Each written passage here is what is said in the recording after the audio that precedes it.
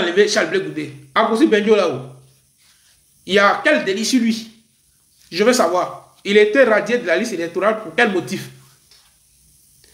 Voilà des personnes qui a une équipe brésilienne qui a raflé toutes les coupes. Et voilà cette équipe-là qui a peur de jouer contre ASEC.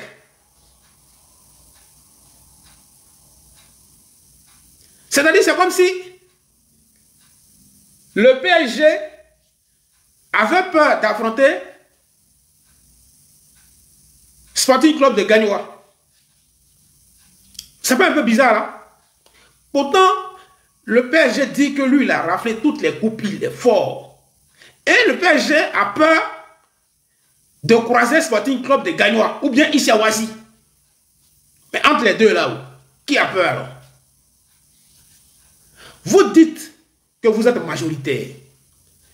Place ici Staline là, qui prend minimum 1500 personnes, bien je vais exagérer, même 2000 personnes. Vous avez dit que vous avez fait ça avec 10 000 personnes. Ah, les gars. Bon, samedi là, demain samedi là, donnez-nous d'abord le nombre de places que prend le stade MBP là. Hein. Donnez-nous, parce que demain vous allez quitter là-bas, vous allez dire que vous avez abrité 1 million de personnes. Pourtant ce stade-là ne peut même pas abriter ce nombre de personnes. Là. Mais vous multipliez toujours, parce que vous êtes des gens de chiffres. Vous multipliez toujours parce que vous êtes des gens de chiffres. Donc donnez-nous le nombre que ça prend avant d'aller faire le meeting là. Donnez-nous le nombre. Parce que n'oubliez pas que le nombre là, vous nous avez déjà donné ça pendant la CANA. Donc on connaît, on veut. Maintenant, si après la CANA, vous avez encore agrandi le stade là, que vous avez ajouté encore des nouvelles places, là, on va comprendre. On va savoir en même temps. Parce que demain, ne quittez pas là, et puis vous allez venir pour dire non, on avait abrité 5 millions de personnes, sachant que cette place-là ne peut même pas prendre ce nombre de personnes-là. En tout cas, étoile, en tout cas, c'est ça. Certains se sont arrêtés sur la tête des autres. Ça, tu as raison. Donc, je pense que c'est la même chose que peut-être qu'ils vont aller faire demain. Voilà. Peut-être que c'est la même chose qu'ils vont aller faire demain. Donc, donnons-nous déjà le nombre de places que habite le stade Mbipé là. Parce que demain, quand vous allez venir ici, vous allez dire non, on a fait un nombre de personnes. Le stade était bé, on a habité 1 million de personnes. Oh, ce stade-là ne peut même pas prendre 1 million de personnes. Vous voyez ça? Il y a un qui a donné un chiffre de plus de 120 000. Il y a un qui a donné 100 000. On ne sait plus. Il y a un qui a donné 80 000. On ne sait plus c'est quoi on va prendre. C'est-à-dire entre vous là. L'autre dit ça, l'autre dit ça, l'autre dit ça. Mais concertez-vous et puis vous allez avoir une seule parole et puis vous allez venir parler. Ça fait quoi? Ça fait quoi? Concertez-vous, vous allez avoir une seule parole. Mais vous mettez les Ivoiriens dans, je ne sais pas en fait. Tel ministre sort, il donne un chiffre. Lui là sort, pourtant ils sont tous du même parti. Hein. Donc moi je veux savoir. Donc je reviens au sujet. On va discuter ce matin là du Front commun, du PDCI RDA avec le PPACI. Qu'est-ce qu'on pense de ça? C'est de ça que nous allons discuter ce matin là. Comment vous voyez ça?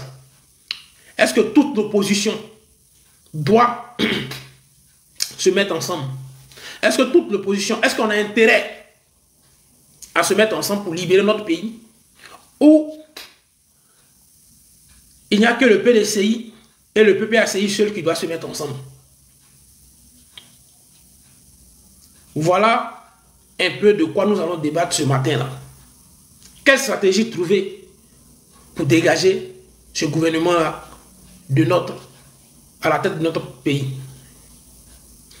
Est-ce que tous les partis d'opposition doivent rejoindre la démarche que a déjà emprunté le PDCI et le PPACI? On doit tous former un bloc pour aller contre ce pouvoir-là. Parce que les gens, ils ne sont pas prêts à laisser la tête de notre pays.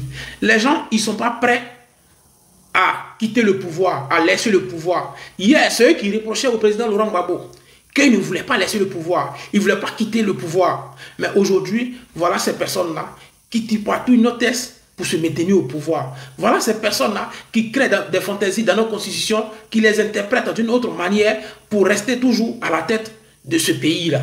De quoi ont-ils peur? Pourquoi ils ne veulent pas laisser le pouvoir? De quoi ont-ils peur? Pourquoi ils écartent tous les candidats potentiels? De quoi ont-ils peur? C'est de ça que nous allons discuter ce matin.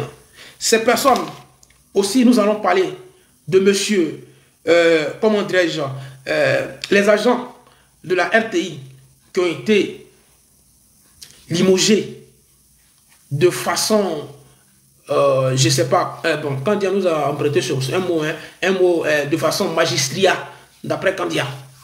On va un peu discuter de ça. Donc, alors, les Ivoiriens, tapotez le live, partagez-le, sécurisez-le, abonnez-vous et nous allons discuter dans le respect, dans le strict respect. Voilà, ça c'est très important. Et j'aimerais savoir de quoi le vice-président Akoujoubéjo du PDCI RDA est accusé pour que lui aussi soit injecté de la liste électorale. Je veux aussi savoir, je n'ai pas l'information sur lui, je ne sais pas pourquoi il a été radié de la liste. Voilà. Et le pouvoir, est-ce que la CI se comporte vraiment comme une commission électorale indépendante ou bien comme une commission électorale dépendante? Voilà même le ministre, l'ex-ministre, qui est cadre, ex-porte-parole du RHDP, ex-ministre des droits de l'homme, M. Joël Nguessan. Aujourd'hui, où nous parlons là, qui est à la Maca, parce que il a dénoncé des faits. On nous fait savoir qu'il a commenté les décisions de justice. C'est pour cette raison-là qu'aujourd'hui, il est en prison. Vous voyez comment ce pays-là va là. Aujourd'hui, dans ce pays-là, tu ne peux pas dénoncer. Aujourd'hui, bonjour, je vais Guivray. Dans ce pays-là, tu ne peux pas donner ton opinion. Voilà ce monsieur-là aujourd'hui, qui était avec vous. Le président Laurent Gbagbo l'a dit. Mais Joël Nguessan, qui me vilipendait, qui m'insultait, aujourd'hui, où je vous parle là, qui va affronter la justice. Parce qu'il a dénoncé des faits que lui-même son parti manigance. Le fait de dire exclu d'autres candidats, ça peut créer des troubles. Mais ça ne vient pas de lui, ce n'est pas lui qui l'a dit, mais monsieur le président, c'est toi-même qui l'avais dit. Monsieur le président, c'est toi-même qui l'avais dit que écarter des candidats, ça peut créer des troubles. Tu l'as dit toi-même. Donc il t'a juste prêté le mot. Et pour ça, ce monsieur doit t'arrêter. Ce n'est pas juste. Donc les frères et sœurs, alors ce matin, comme j'ai dit, le sujet, on va parler. En tout cas, c'est comme ça, ils vont payer un à un. Parce que le président Laurent Gbagbo avait dit ça. Vous me combattez pour quelqu'un que vous ne connaissez pas. Vous me combattez pour quelqu'un que vous ne connaissez pas. Le président Laurent Gbagbo le connaît. Le président Laurent Gbagbo le connaît très bien. Et vous a dit, vous me combattez pour quelqu'un que vous ne connaissez pas. Aujourd'hui, voilà des gens qui ont disparu. Donc j'ai besoin que vous venez ce matin-là et puis on va discuter. On va discuter de l'acte fort posé hier par le PDCI RDA avec le PPACI. Comment vous trouvez ça? Quelle stratégie il faut mettre en place? Est-ce que les autres partis de l'opposition doivent se joindre pour mener le combat ensemble? Parce qu'il s'agit de la Côte d'Ivoire. Il s'agit de notre patrie. Il s'agit de notre pays. On n'a qu'un seul pays. On n'a qu'un seul pays. Et il faudrait qu'on en parle. Ça, c'est très important. Il faudrait qu'on en parle. Il faudrait qu'on en parle. Donc, les autres partis de l'opposition qui n'ont pas encore compris le combat du président Laurent Gbagbo, les autres partis de l'opposition qui sont encore dans le doute. Nous sommes à 3 mois, quelques mois des élections. On doit tous se mettre ensemble.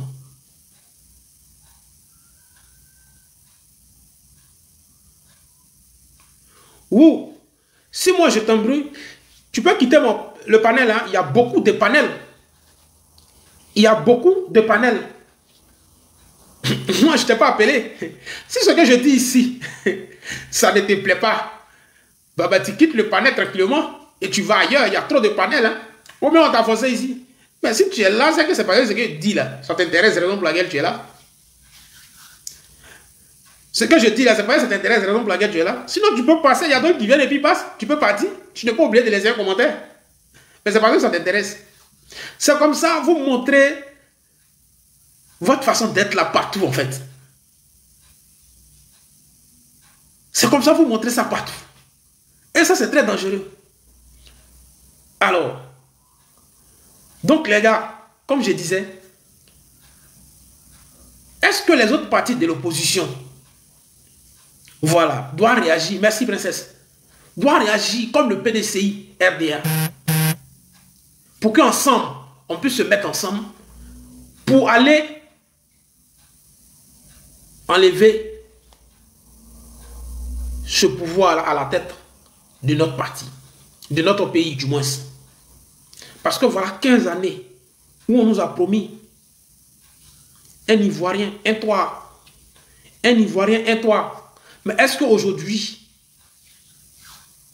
on bénéficie de ça? L'Ivoirien a vraiment un toit. On nous a promis qu'ils allaient créer 1 million d'emplois. Ça s'est réalisé. On nous a dit encore, on nous a dit encore que 2020, là, c'était l'année de la jeunesse. Le mandat 2020, là, c'était pour la jeunesse. La jeunesse, là, on va tous donner des emplois. Merci, princesse. 1 milliard par jour. Où sont passés ces 1 milliard par jour, là? Le panier de la ménagère, aujourd'hui, c'est comment? C'est de ça que nous parlons. Raison pour laquelle nous demandons aux Ivoiriens. Raison pour laquelle le président Laurent Gbagbo, il se bat. Sinon, le président Laurent Gbagbo, là, lui, il a déjà tout gagné dans sa vie. Hein. C'est-à-dire le sommet dans la vie, là, lui, il a déjà eu ça. Parce que le sommet, là, c'est président. Il a déjà été président. Mais quand le président Laurent Gbagbo revient de la haie, et il est là aujourd'hui, là, et il est encore dans la lutte, là, c'est pour la souveraineté de son pays. C'est pour nous, nous les jeunes, nos enfants de demain, la génération de demain. C'est pour cela que le président Laurent Gbagbo, il se bat. Il faut comprendre la lutte. Il ne se bat pas pour son ventre. Aujourd'hui, le pouvoir qui est là aujourd'hui, et puis les gens, ils se battent. Il y a d'autres qui se battent pour le ventre. Il y a plein. Ils sont là. Ils encouragent le président Alassane d'être candidat. Pas parce qu'il travaille bien, mais parce que le président Alassane leur a donné tellement de marchés, tellement d'avantages. S'il n'est plus là, ils font comment? Est-ce qu'ils vont toujours avoir ce privilège-là? Est-ce qu'ils vont toujours garder ces marchés-là? Est-ce qu'ils vont toujours avoir ces entreprises-là? Voilà de quoi ils ont peur. Parce qu'ils ont pris l'argent dans la caisse de l'État de Côte d'Ivoire pour faire leur business, pour faire ce genre de choses-là. Donc, il s'est dit, si le président n'est pas là, ça là, ça va devenir comment? Est-ce qu'on aura toujours ce même... Voilà pourquoi ils se battent et puis ils disent, notre candidat là, c'est le président. Le président lui-même là, il avait dit que lui là, il ne peut pas dépasser 2 mandats. Il est fatigué, le gars, lui-même, il sait ça. Il est fatigué. Lui-même. Il ne veut même pas. Mais voilà ces personnes, à cause de ces avantages-là, ils sont obligés de le forcer. Ils sont obligés de dire, c'est toi qui es notre candidat, c'est toi qu'on veut. Sinon, en réalité, là, ce n'est pas parce qu'ils aiment sa tête. Hein. Ce n'est pas parce qu'ils travaillent bien, hein, mais c'est à cause de leur avantage. Voilà, le président Alassane a dit ici, eux là, ils ont la possibilité, ils ont le privilège de venir en Europe avec les enfants pour venir se faire soigner. Entre eux, leur famille, et puis la France, il n'y a pas de visa. Voilà tous ces privilèges-là qu'on leur a donnés là. C'est ça, ils ont peur de perdre. Parce que demain, là, s'ils ne sont pas là, celui qui va venir là, est-ce que ils vont toujours bénéficier de ça? Il va annuler ou bien il va toujours continuer sur ça? Est-ce que ces privilèges-là, ils vont toujours les garder? Voilà un peu de quoi ils ont peur. Raison pour laquelle ils ne veulent pas laisser le pouvoir. Sinon, ils le savent. Ils savent qu'ils sont dans du faux. Ils savent qu'ils sont dans du faux. Bon, je vais vous poser une question.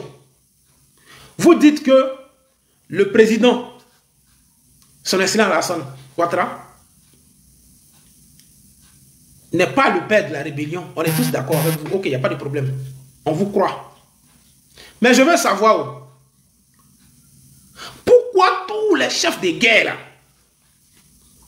tous les chefs de guerre, sans exception, pourquoi celui-là, ils sont tous promis à des responsabilités? Pourquoi? C'est quelle récompense? C'est quelle récompense? Pourquoi tous ces chefs de guerre-là sont promus, lui, pendant son mandat?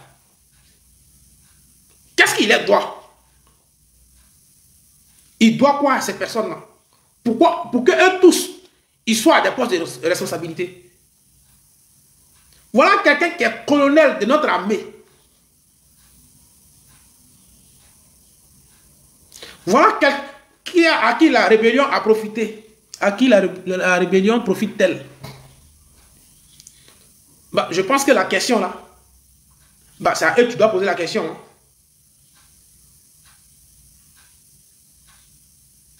Voilà quelqu'un qui est colonel de notre armée. Colonel de notre armée. C'est-à-dire qu'il est officier. Il n'est pas sous-officier. Il est officier de notre armée. Et puis moi, là, qui suis rien là, c'est-à-dire mon français de rue que je parle là, je m'exprime bien par rapport à lui. Oh, commandant Ferré là, il ne peut même pas aligner deux mots français. Il est colonel de l'armée des eaux forêts. Vous avez tous vu sa vidéo. Vous avez tous vu sa vidéo où il témoignait comment il égorgeait les gens. C'est-à-dire, il ne peut même pas s'exprimer en français. Il parle en djoulé, puis c'est quelqu'un qui traduit. Il est colonel dans notre armée. Il est colonel dans notre armée.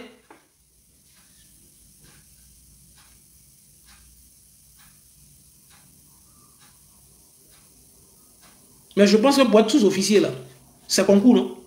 Lui, son concours qu'il a passé, là, pour être colonel, là, ou bien pour être là, là, son concours que lui, il a passé, là. Lui, ses épreuves, là, c'était en Djoula. Lui seul, ses épreuves, là, c'était en Djoula. Puisqu'il ne sait pas parler français. Il ne comprend pas français.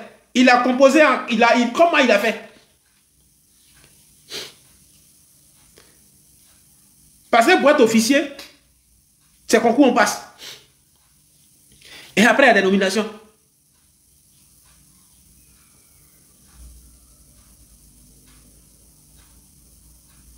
Vous voyez? Il est colonel de notre armée de Côte d'Ivoire. Il ne sait même pas aligner un mot français. On est fiers de ça. Et il y a des gens qui sont là qui défendent ça.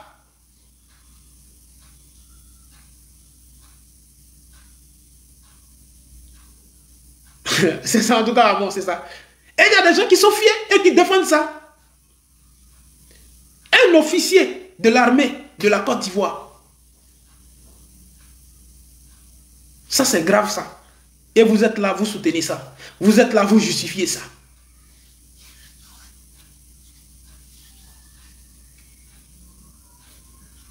Ousmane Chérif, il était l'un comment dirais-je, l'un des responsables de cette rébellion-là. Vous l'avez tous vu. Aujourd'hui, il est chef d'état-major adjoint de l'armée ivoirienne. Pourtant, notre président dit que lui, il n'est pas, comment dirais-je, il n'est pas responsable de cette rébellion. Mais ces gens-là, ils ont fait quoi pour toi? pour que ces gens-là soient tous nommés à ces responsabilités-là. Qu'est-ce qu'ils ont fait pour toi? C'est quel travail ils ont fait pour toi? Normalement, ce sont des rebelles. Ils doivent être condamnés. Yacouba, je ne suis pas intelligent, toi tu es intelligent. Mais tu fais quoi sur le live de quelqu'un qui n'est pas intelligent? Je ne suis pas intelligent, toi tu es intelligent là. Tu fais quoi sur le live de quelqu'un qui n'est pas intelligent? C'est quand tu es en train de te laver, un fou prend tes habits, il court à ça, et puis toi tu le suis, tu es nul, et puis tu le suis. Entre vous de la guerre, vous. Entre vous deux là, qui est fou? Les gars, tapotez le live. Voilà, il faut le tapoter. Et parce que le live n'est pas tapoté, il faut le tapoter et il faut le partager. Vous pouvez amener vos invitations. Hein. Voilà. On va débattre. Donc, vous pouvez monter. Donc, comme je le disais ce matin, on va parler, monter, on va parler de comment dirais-je, de l'acte posé hier par le PPACI et le PDCI. On va parler de ça. Qu'est-ce que vous pensez de ça? Qu'est-ce que vous pensez de ça? On va parler de ça ce matin. Là. Voilà, donc il faut monter, envoyez vos invitations, on va discuter un peu de ça. Et on va parler du témoignage de M. Eric Bolizaba, ex-agent de la RTI, qui témoignait hier de ce qu'ils ont vécu. Depuis 2011, quand le président a pris le pouvoir, de la façon ils ont été licenciés de la RTI, le motif qui leur a été donné pour qu'ils soient licenciés de la RTI. Mais derrière ce motif-là se cachait quelque chose. On va parler de ça. Donc, montez et on va parler de ça. Parce que cette façon de faire les choses-là, si c'est comme ça qu'on doit faire la politique, je pense que vraiment, ça devient très compliqué. Si moi, je dois prendre le pouvoir et que parce que je n'aime pas la tête de l'autre, il travaille dans une administration, je viens, je dois l'enlever. Parce que je n'aime pas sa tête. Mais non, ce n'est pas moi qui l'ai mis dans ce service-là. Et il ne travaille pas pour nous, il travaille pour la Côte d'Ivoire. Il ne travaille pas pour moi, il travaille pour la Côte d'Ivoire. Parce que j'ai pris la tête du pays, je dois le renvoyer. Hier, on a écouté vraiment le monsieur parler, mais tous ceux qui étaient dans la salle ont versé des larmes parce que ça faisait mal. Vous avez vu le président Laurent Gbagbo couler des larmes. Le président Tidjane Thiam, depuis sa position, coulait des larmes parce que ce acte posé là, c'est inhumain. À un moment, on fait la politique, mais l'humanisme, il ne faut pas oublier ça. C'est très important. Parce qu'on fait la politique pour gouverner des gens, pour gouverner des personnes. Mais si on fait la politique et que ces personnes qu'on veut gouverner là, on les tue là, mais c'est qui on va gouverner alors? On fait la politique contre ces personnes là, mais c'est qui on va gouverner alors? Il faut se poser toutes ces questions là. Hier vraiment, la vidéo du monsieur m'a laissé sans voix. Le témoignage de M. Eric Bolizaba m'a laissé sans voix. Et si on doit continuer sur cette voie-là, je pense que ce pays-là,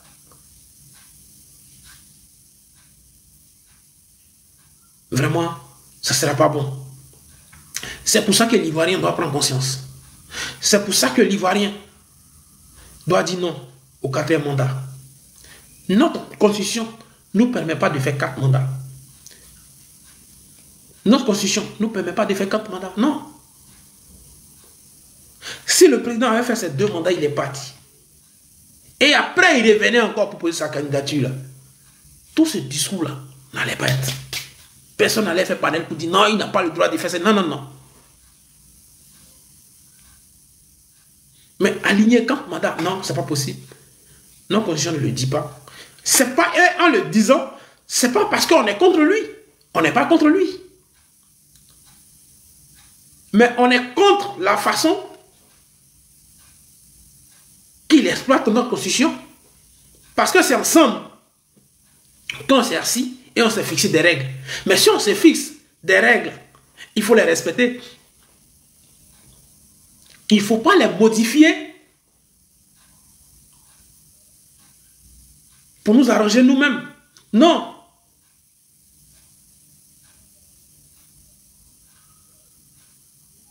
Voilà tout ce qu'on dénonce.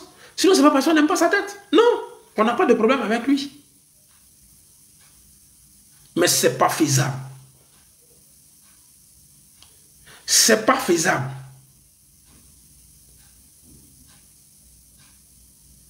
On doit tous dire non au 4e mandat.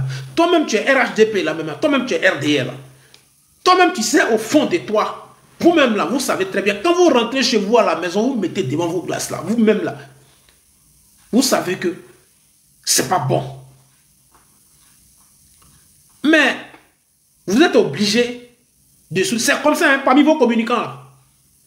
Parmi vos communicants qui sont sur la toile là. Il y a beaucoup qui viennent, ils parlent, non, ils défendent, non. Ils sont les défenseurs farouches là. C'est pas autre chose, hein. C'est pas parce qu'ils sont d'accord avec vous, hein. C'est pas parce qu'ils aiment ce que vous faites, hein. Mais c'est parce que vous les pêchez à la fin du mois. Le salaire que vous les donnez là, c'est sur ça.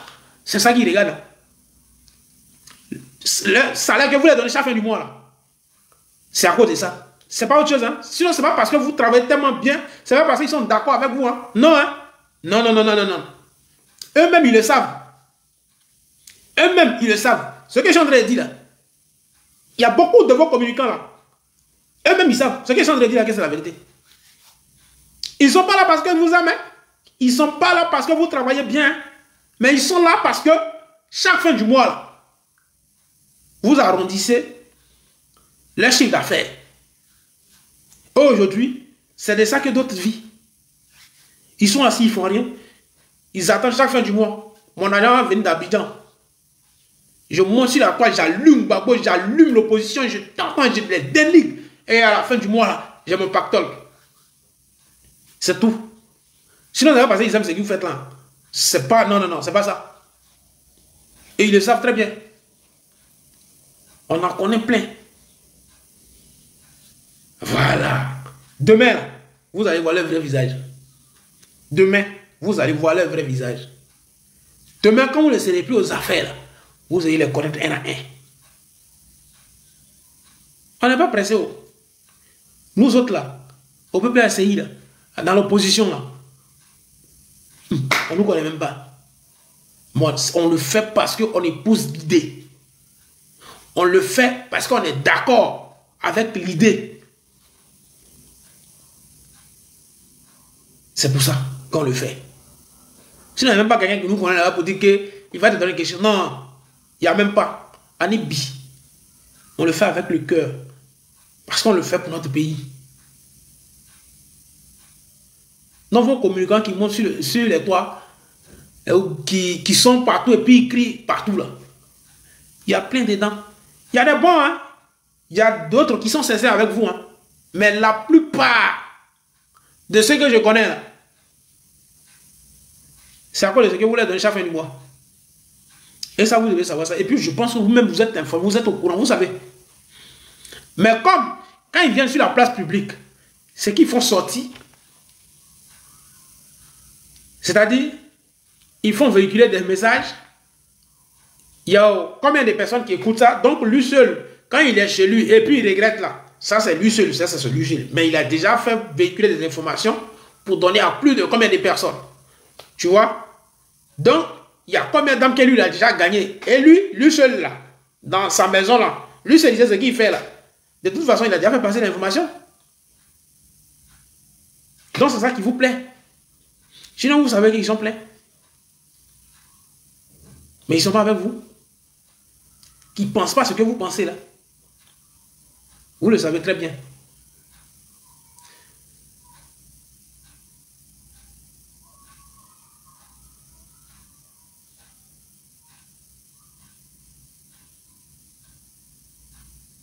Voilà. Non, l'étoile. On connaît plein. On connaît plein.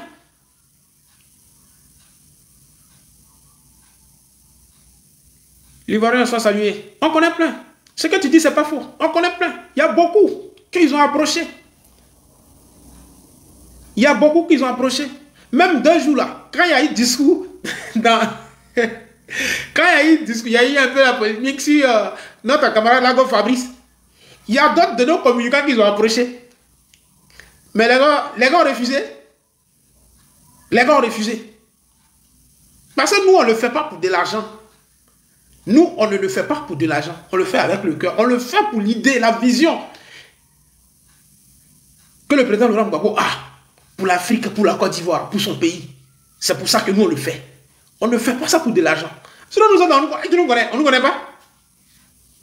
On ne nous connaît pas. Mais on le fait. Vous voyez? Donc, ce n'est pas la peine de prendre l'argent, notre argent là, pendant que les gens ont faim. Vous allez prendre cet argent là pour aller distribuer à des gens, à des communicants, pour intoxiquer la population, pour intoxiquer la jeunesse. Mais les jeunes là, ils sont conscients. Hein? Mais les frères, le président Laurent Gbagbo a dit, si on vous donne là, prenez et puis bouffez. Si on vous donne là, prenez et puis bouffez. Et puis on continue, on s'en va. Seulement, il ne faut pas, ils vont acheter votre conscience. Comment tu vas, frère, enfant béni? Seulement, il ne faut pas, ils vont acheter votre conscience. C'est tout. Parce qu'une fois que l'homme achète ta conscience là, tu n'as plus de dignité devant lui. Tu ne peux plus rien dire devant lui. Il peut te traiter comme il veut. Ah, lui, là, c'est l'homme. Parce que tu bouffes dans sa main, mon frère. Parce que tu bouffes dans sa main.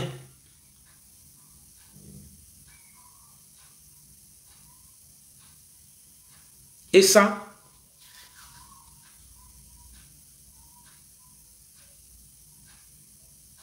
il faut faire très attention.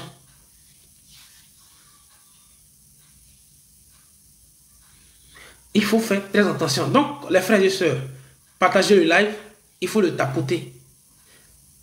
Voilà, et encouragez-nous aussi, voilà, visez l'objectif. Envoyez-nous aussi les cadeaux, c'est très important. Et abonnez-vous surtout.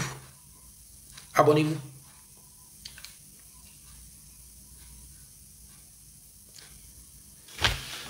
Donc, comme je disais, le cas de nos parents, parce que ces personnes-là, qui ont été licenciées de façon magistrale, comme le dit notre sénatrice Kandia Camara, ça fait vraiment honte. Ça fait vraiment honte. Comment vous pouvez dire aux gens, on va réduire l'effectif parce que on a des problèmes financiers. Mais vous, si vous voulez les licencier, là, vous payez leurs droits et puis vous les licenciez. Mais vous ne payez même pas leurs droits. Rien. Et vous les licenciez. Sous prétexte. Vainqueur, tu m'as posé quelques questions et que tu demandes de répondre. Je n'ai pas vu ta question. Tu peux la reposer s'il te plaît.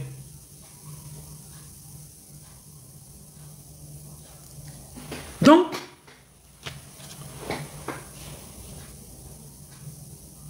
vous leur faites savoir qu'il y a un manque de financement.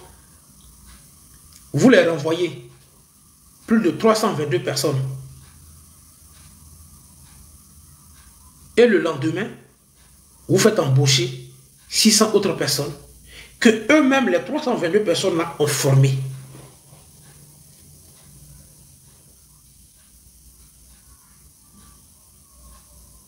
Ça faisait quoi? Si vous leur dites simplement, on ne veut pas de vous, dans tel mois, vous donnez des préavis, tout. Ils étaient déjà préparés à ça. Ils vont chercher peut-être ailleurs. Mais de quel droit vous les renvoyez même? L'administration, c'est une continuité. Vous êtes venus. Les gens, ils travaillaient déjà à la RTI. ils étaient déjà embauchés. Ils étaient déjà, je ne sais pas, en CDI. Mais parce que ils ne vous plaisent pas, vous prenez le pouvoir, vous licenciez ces personnes-là et vous envoyez des gens qui n'ont même pas de compétences, des gens qui n'ont jamais travaillé derrière une caméra, les gens qui n'ont jamais travaillé, c'est-à-dire des gens qui ont à peine eu leur bac, vous les prenez, vous les envoyez et vous les remplacez par ces personnes-là.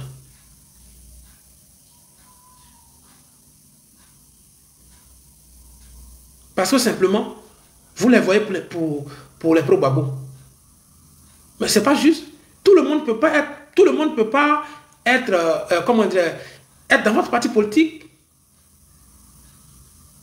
Tout le monde ne peut pas être RHDP, tout le monde ne peut pas être RDR. Donc, en Côte d'Ivoire, là-haut, pour travailler maintenant, il faut que tu aies une carte RHDP. Mais pourquoi vous faites ça? Pourquoi vous voulez forcer des gens à militer au sein de votre parti? Parce que là c'est le forcing que vous faites maintenant. Parce qu'il n'est pas de votre parti politique, il faut le renvoyer. Mais l'administration de la Côte d'Ivoire, est-ce que ça appartient au RHDP? C'est pour nous tous. Jusqu'à même des personnes sont parties sans rien. Oh, qui m'appelle là?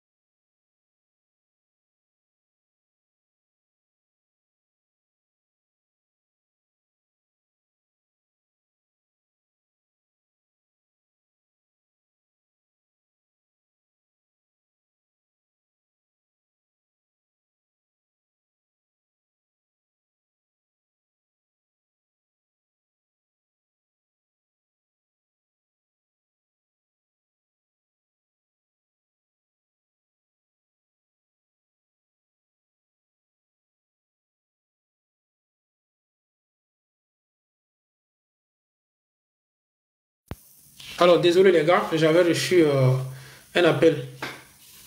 Donc, désolé. Alors, donc comme je disais, est-ce que tout le monde doit militer dans le RHDP? Toute la Côte d'Ivoire doit être RHDP? Parce que vous voyez des gens, ils ne sont pas avec vous. Vous les licenciez. Vous avez vu comment Awa Iroura est décédée? Awa Iroura, vous avez vu comment elle est décédée? Elle faisait partie de ces personnes licenciées de la RTI là. Parce que tout simplement, elle avait soi-disant, elle avait des liens avec le président Laurent Gbagbo. C'est-à-dire, on ne regarde pas le mérite de la personne, mais c'est la relation qu'ils ont regardé. Tout ça, pour nous prendre les candidats camarades là, pour nous parler des Français que nous-mêmes on n'arrive pas à comprendre, que les Français eux-mêmes ils ne comprennent pas. Pour nous créer des mots.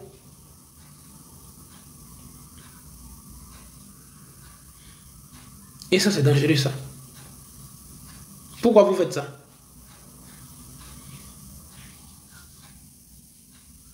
Pourquoi? Dites-nous un peu. La Côte d'Ivoire n'appartient pas seulement au RHDP. La Côte d'Ivoire appartient à tout le monde. La Côte d'Ivoire appartient à tous les Ivoiriens. Vous avez le libre choix de militer au sein du RHDP. C'est comme ça d'autres Ivoiriens, ils ont aussi le libre choix de militer au PPACI, au PDCI, GPS, COJAP, etc., etc. Raison pour laquelle le président Laurent Gbagbo s'est battu pour qu'il y ait du multipartisme. Si le président Laurent Gbagbo ne s'était pas battu pour qu'aujourd'hui, on ait le multipartisme, votre RDR, est-ce que ça allait exister? Pourquoi quelqu'un s'est battu pour que chaque Ivoirien milite dans le parti qu'il veut? Et aujourd'hui, ça fait que vous avez créé votre parti et vous refusez